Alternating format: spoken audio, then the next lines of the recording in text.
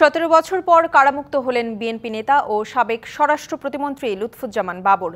প্রিয় নেতাকে এক ঝলক দেখতে রাতেই নেত্রকোনা থেকে কেরানীগঞ্জের ঢাকা কেন্দ্রীয় কারাগারে ছুটে আসেন নেতাকর্মীরা।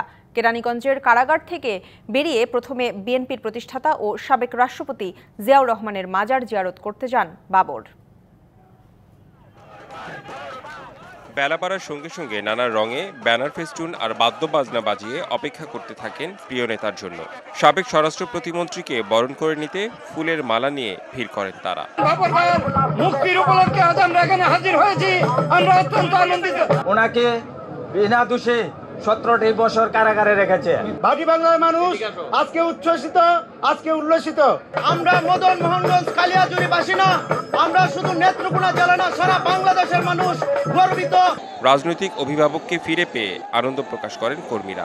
আকাঙ্ক্ষা ছিল আমাদের এই যে উন্নয়নের রূপকার লুৎফুজ্জামান বাবর ভাইকে বরণ করে নিব। প্রিয় নেতা আমাদের মাঝে ফিরে আসছে, আমাদের ভাটি বাংলায় যাবে, এই জন্য আমরা অনেক অনেক খুশি।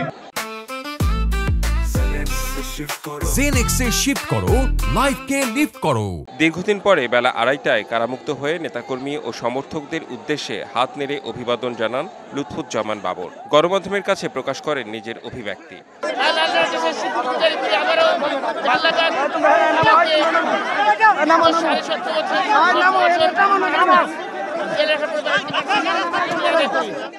গেল মঙ্গলবার আলোচিত 10 ট্রাক অস্ত্র মামলায় যাবজ্জীবন কারাদণ্ডের দায় থেকে খালাস পান লুৎফুজ্জামান বাবর।